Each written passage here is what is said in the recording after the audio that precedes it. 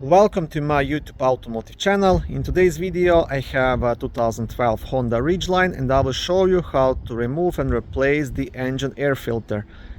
This video will apply to Honda Ridgelines made from 2006 all the way up to 2014.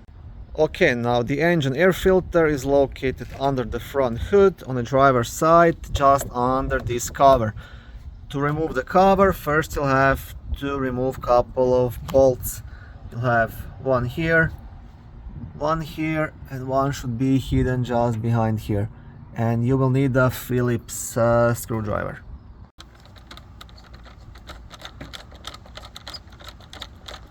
Okay, now you actually don't have to remove these bolts all the way, just unscrew them enough so you can leave the cover up. There is no need to remove them so you don't lose them. And one more thing, there's actually one more bolt which I didn't mention. I've just seen it. It's just down here. You see you have like an opening here for the screwdriver, and the fourth one will be down there.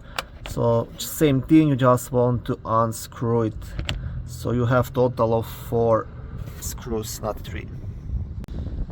And what you will do now, you will just leave the cover straight up and get access to the filter.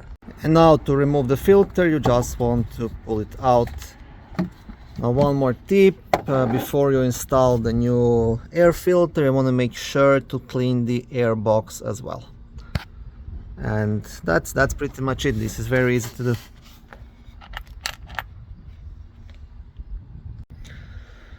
Thank you for watching my video.